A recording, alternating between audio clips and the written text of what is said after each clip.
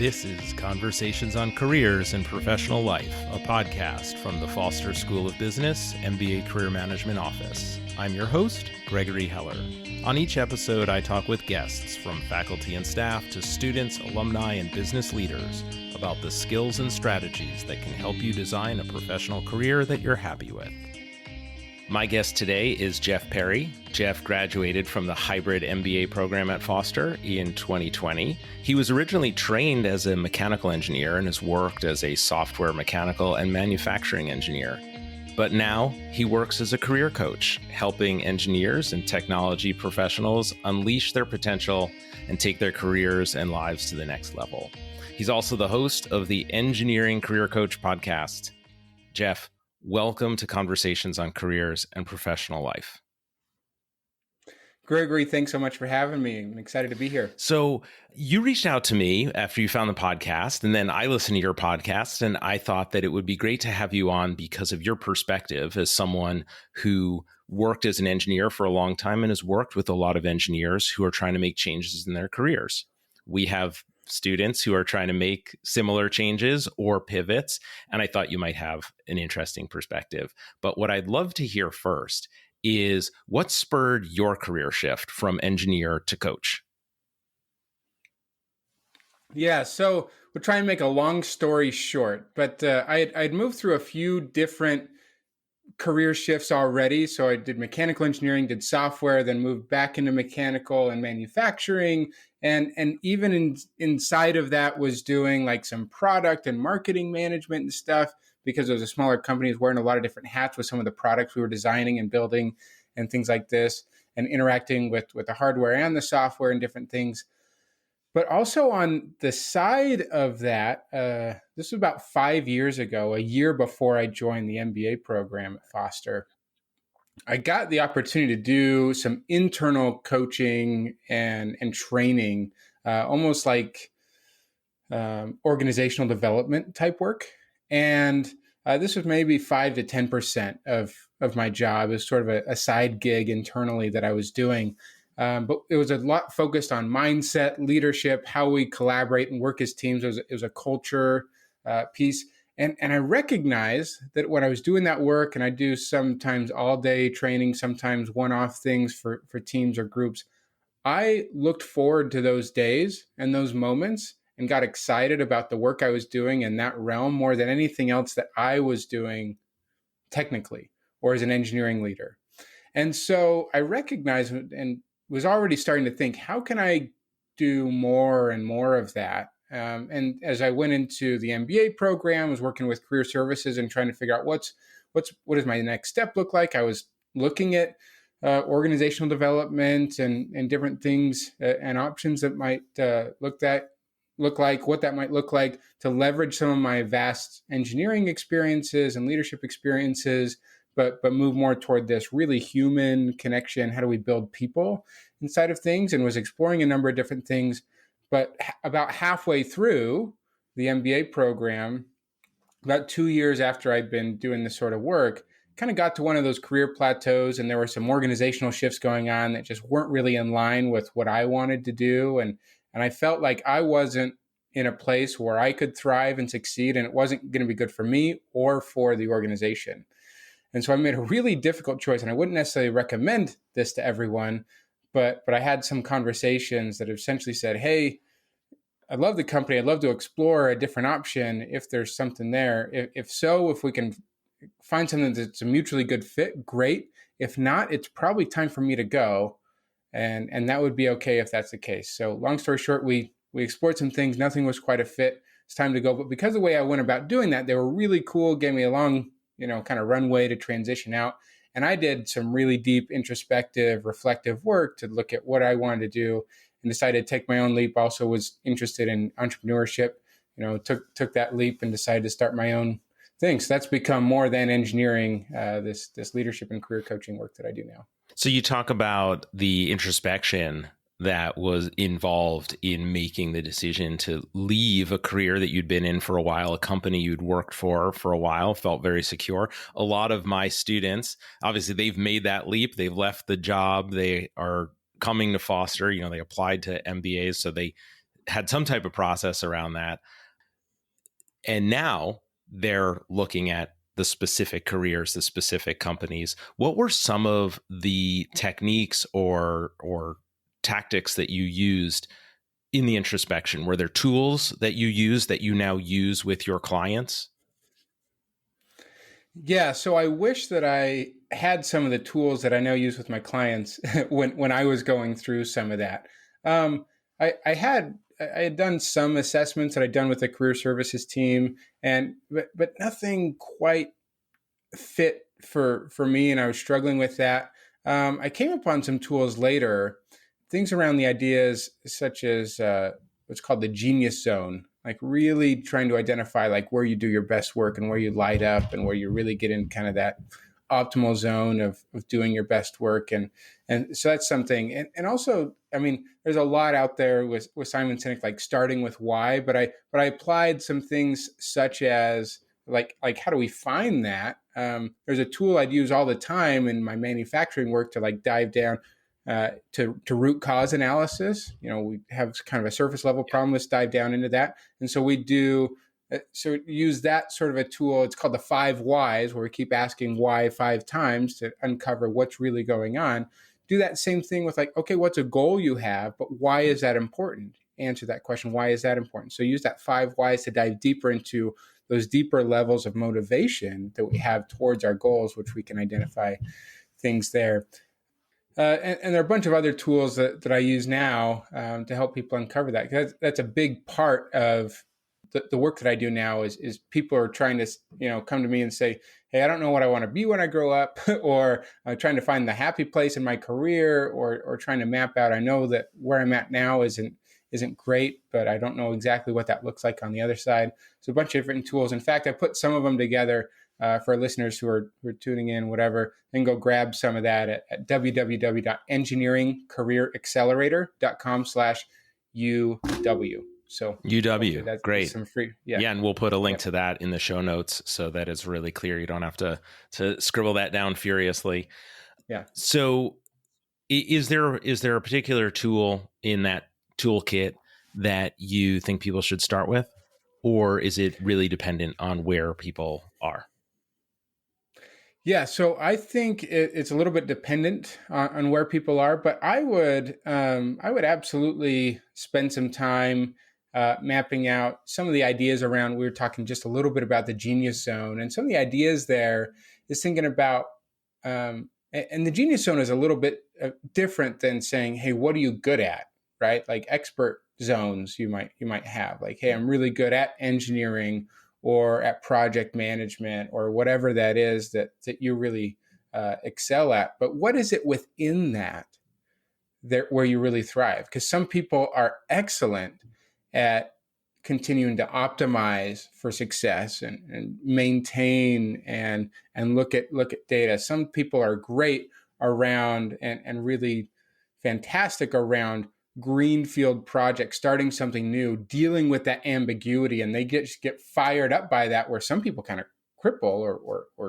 or shrink in some of those moments, right? So what is it within that where you really thrive and excel, and how can you identify those moments in your life where you've sort of felt alive, you've felt in the zone, you've felt that nice balance of the struggle and the challenge, but also the skills that you have being applied in that way, and you getting energized rather than and excited rather than discouraged in the even challenging situations, right? And how could potentially you apply that in a new realm where the market might also be interested in hiring you to do that sort of work.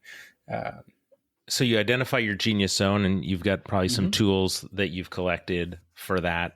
And then that once you know what your genius zone is, then that can provide clues towards a particular role, particular company, particular industry, particular activity within that role that you can really excel at. And that becomes like your market differentiator. Yeah, totally. And so like just a really simple example, like, hey, in my work as a leadership and career coach, I have this vast engineering experience. I've worked in software, mechanical, manufacturing, even interacted with electrical and civil engineers. So a wide range of engineering disciplines that I've worked with and interacted with. I understand Scrum and Agile methodologies, worked even in project management, business analyst roles. So really broad in terms of the things that I've done. So now I could, and then also got into the training and the coaching stuff. So that combination, so you can look at those combinations of things that also bring unique value in the type of work that again, set you apart. Now, 5 years ago, I wouldn't have thought that this was a path that would have been possible for me, or I even would have thought that I wanted to do.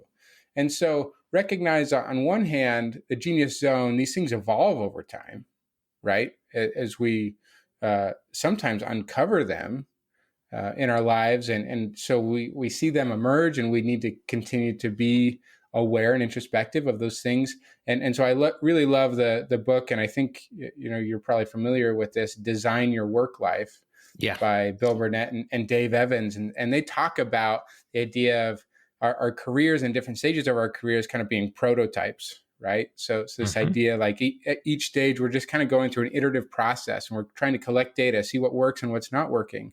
And we can design experiments to try new things and see what's fitting, collect more data, right? And engineers love this idea, this analogy, right? Because they're all about data and collecting that. But we need to find ways to collect new data. If the data you have right now isn't working out, you're not enjoying yourself, you're not feeling you're engaged, you're doing your best work, see if there's an opportunity, whether an outside project or an educational experience or a project inside of your company, to take on a new, raise your hand to do something different, try something out, see how that fits, find a way to collect some new data, run a new experiment, see what happens. Does that light you up? Is that good? If so, great, continue to explore that. If not, that's okay. Now and you can, run another experiment and try something new. We love designing your life and designing your work life, and use it with students when they come into the program, and then throughout their time into the program. There are a number of exercises we do, and actually we do about almost a half-day workshop with the students the first day that we meet with them. The career management team meets with them, where we take them through the work view and the world view, Odyssey planning, networking reframe, and talk to them about prototyping. And I think there's a little bit of a tendency for some students to think, this seems, why am I writing my worldview? But we talk about those, as your compass, your North Star, totally. And we come back to it. And then, a student might be debating between two offers, and we can say, have you checked your work view and your worldview yet for insights into which of these offers you should actually accept? Yeah, totally. And this whole idea of like getting clarity around careers, it's not like you're gonna, map out everything, have this like treasure map and X marks a spot and every step along the way. It's not going to be that clear, and the clouds are going to part, the fog's going to part, and we're going to see everything for the next 10, 15, 20 years. It's not quite like that. You do need to have this balance of, that North Star idea. What's the direction, those things that are important to you?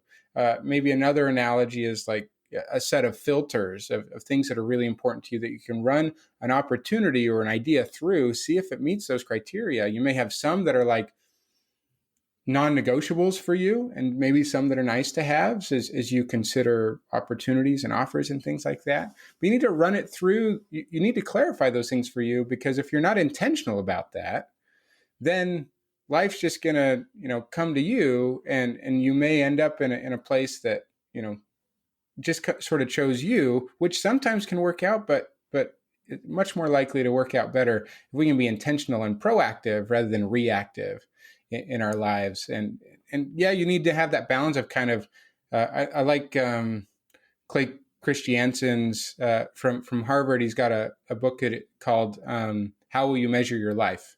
And it was spawned from one of his classes. He taught in the MBA program in Harvard, and then he gave a commencement speech, and then he wrote a book about it.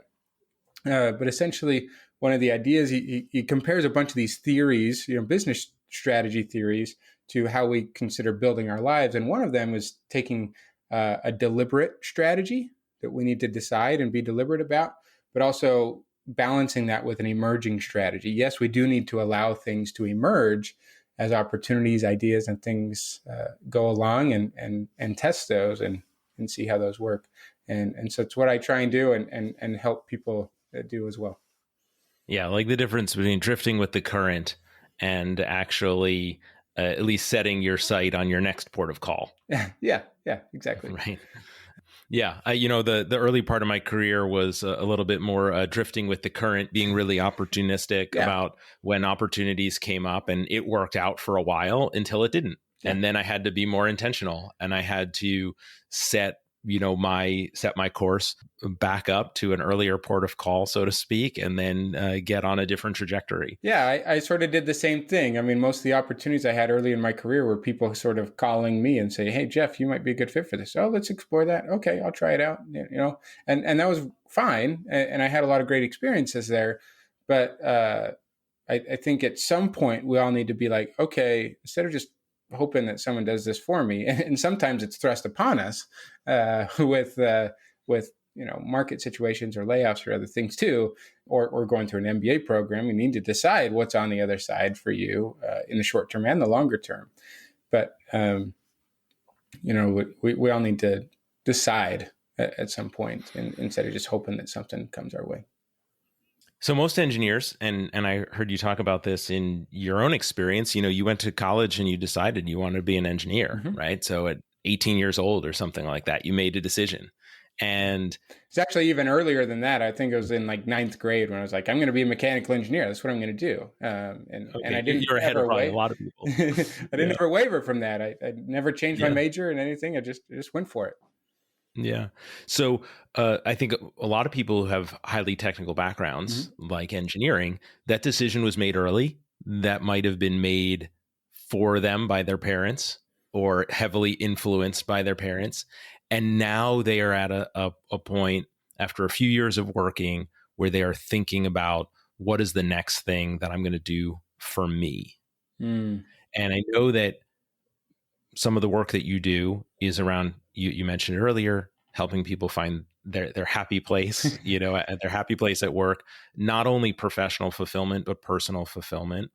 What's some advice that you would have to someone who's in that situation, who is taking that step back? They're in school now, or maybe I have a lot of prospective students seem to listen to my podcast because when they come in, they're like, oh my God, I listened to all of your episodes. So for a prospective student, what is some advice that you would have, if you're about to chart that next segment of your journey or your odyssey? Is there any particular advice you'd have to people who are coming from an engineering background? Yeah, so recognize that those skills that you learn as an engineer can be transferable in so many different ways. That's one of the beauties of an engineering and technology background, is that you're so versatile. And that's an amazing strength, but for some people that can be get them into analysis paralysis, because they're like, I have so many options, I don't know where to go with all this. And even within just like one realm of like software, right? There's so many things you can do with that. And then going into an experience like an MBA, where you're adding on the leadership, finance, accounting, business, marketing, all these other skills that you're learning there through that experience, then a lot of the traditional paths might be product, getting into product management, maybe consulting or other things. But outside of those, there are plenty of non-traditional ways to do that. So certainly you can continue to grow as an engineer in engineering leadership, engineering management, technical management. In addition to product, there's program and project management. In fact, I've had people who didn't even realize that this was a possibility for them. They're like high level, like PhD level engineers, but they were kind of in a technical consulting role, and recognize that they love that stakeholder management, working through the projects and stuff, and didn't realize that, hey, project management would be a possible thing for them, where they could balance sort of leveraging some of those leadership skills and working with people, but still be really tied to the technology and things that were going on. So that's something that could be a great fit for some people. Something that probably a lot of people don't think about is like sales or solutions engineering, where you're also really connected with stakeholders, understanding business needs and crafting technical solutions for those. So there's a lot of different aspects and opportunities for people with that engineering and technology background, adding on a business degree, or something like that. But for you, it's like, again, going back to some of those things, the work that you have done, what have you really enjoyed? And getting out of the day-to-day technology stuff maybe isn't right for everyone, at least maybe not yet, right? Timing can be a big deal. Now, I wouldn't avoid doing that just because you're afraid of that, like dealing with imposter syndrome or things too. It's important to get out of our comfort zones and try new things. Again, run some of those experiments like we were talking about. And so I think that's some of the best things you can do is experiment, explore, have some conversations with people in different roles. And I know, career services at Foster or other places, do a really great job of doing that, connecting you with alumni or other people who are doing different things. But anything you can do to get more data than you have right now, if you're not sure what might be a fit, because I love this quote from this guy named Philip McKernan, who I kind of follow, and he says, "In the absence of clarity, take action." Right. So if you don't know the bias for action, right? Like do something to get more data and get more clarity. Yeah, it's gonna give you information. We obviously work with a lot of students on helping them with the networking, as you mentioned. We really like the book, The 2-Hour Job Search from Steve Dalton, and that framework. I had him on the podcast last year, so folks can find that at conversationsoncareers.com. And we walk through some of those steps because I know some people who are in engineering, very technical, book smart, understand the processes, and then breaking out into a new space, don't know what kind of questions to ask. So we talked through that in that episode of the podcast, and Steve Dalton's Tiara framework, which I've heard from a lot of students has really helped them focus those conversations and gather valuable information that's helped them along the way. Yeah, great framework. And I point people to that book and some of the resources there and a lot of the work that I do as well. So Steve's put together some great tools there to help people manage and negotiate or just manage those conversations in meaningful ways and build meaningful relationships as they're moving through this experience. Absolutely. You mentioned that a lot of the skills that engineers have developed as engineers are valuable in other roles outside of engineering. Do you have advice on how to communicate that value to someone who is not an engineer, who doesn't understand the work that you did as an engineer? Yeah, so it's a great point is trying to find a way to put yourself in the shoes of the person that you're communicating with. Now, and that's going to change in different contexts, right? Whether we're talking about the recruiter or the hiring manager or who your eventual boss might be in a new role, right? But in any facet, you need to try and put yourself in their shoes and understand, what are they trying to accomplish?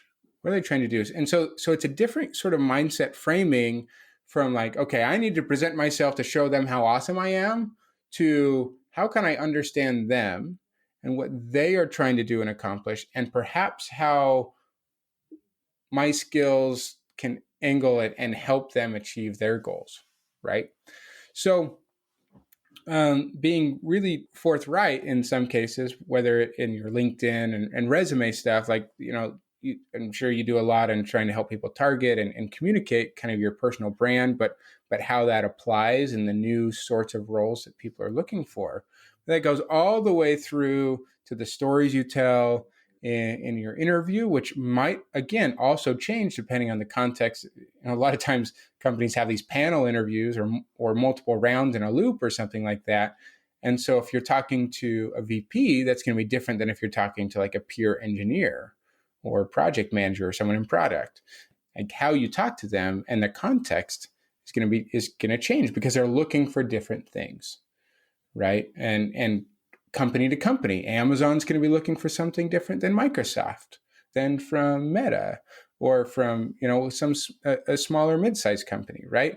So everyone's going to be looking for different things, but really spending that time at every stage to consider what are they looking for and how do the results that I've delivered as an engineer, like showing that I have the capacity to learn new things, which is a huge piece of what engineers do, applying technical ideas to complex problems going deep into solving problems, not just surface level things, understanding how big things fit together, looking at the big picture, being able to look at data, use new tools, all sorts of things that, yeah, you may or may not be going into a role or want to go in a role that still leverages the same like coding language or something that you were using before, but how that applies to the data and the results and the metrics and the outcomes that you're supposed to be creating in your new role are critical for you to understand,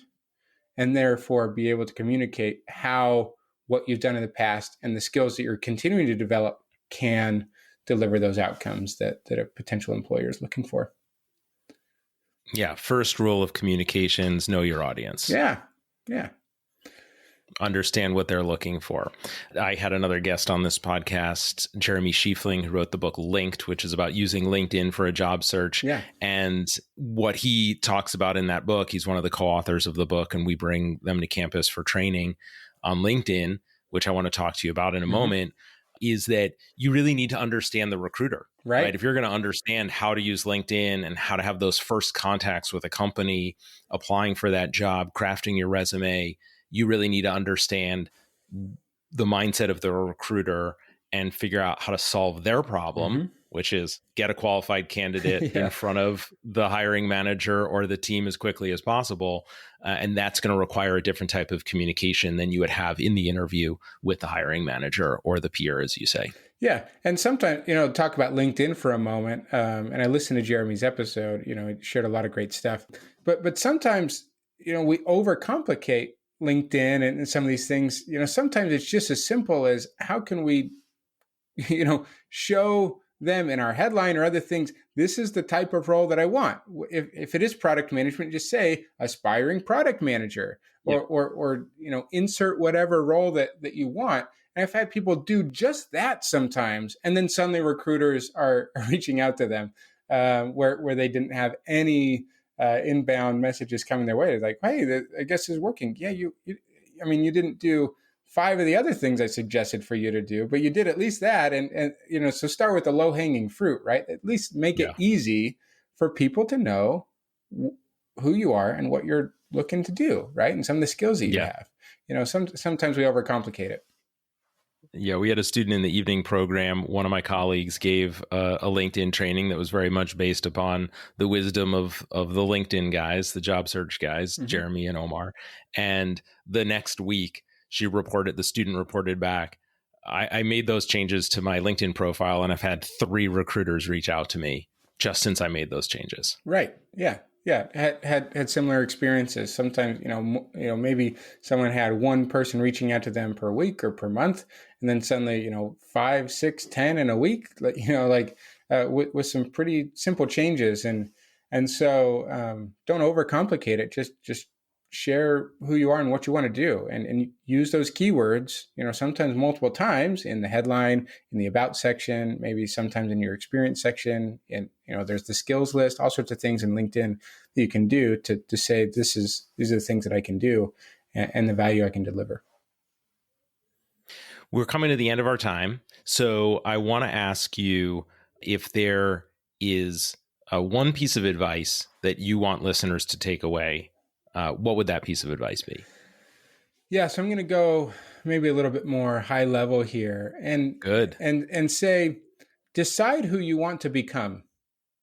Right. So we have these many crossroads times in our lives. An MBA program could be one, but maybe for those who are starting a family, we add children to our lives. Maybe sometimes it's a tragedy that people happen. The pandemic was that for many people. Whatever that is, we have these crossroads, reflective moments, and we can decide in those moments.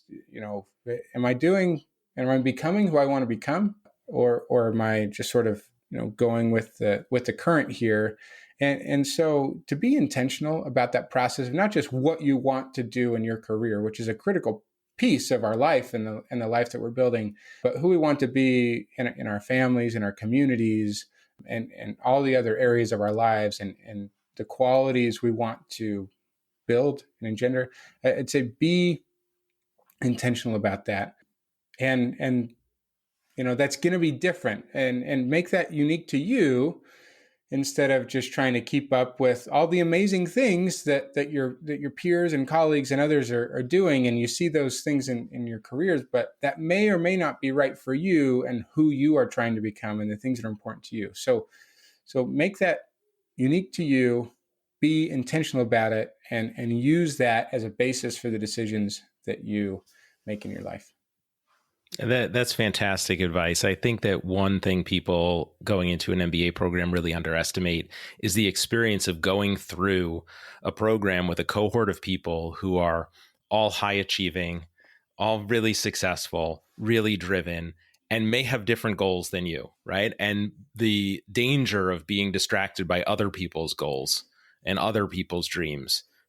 Everyone on your team is applying for this job. Maybe I should apply too. Or everyone seems to be getting internships in this industry. Maybe I should do that too. And forgetting what it is that really drove you to get the MBA, what it is you want in your life beyond work, which I think is an important thing to highlight. And that's one of the things I really like about the Designing Your Life framework. It's not called Designing Your Job. And even the follow-up book, Designing Your Work Life, it is life is part of that, and work is just part of our life. So thank you for providing that bit of wisdom and insight and advice. I'd love to hear if you have any recommendations in terms of books that you think are really high impact that we haven't mentioned yet, podcasts that maybe you listen to that shape the way you think about this kind of stuff, and then where people can find you. And of course, I'll put all these links in the show notes.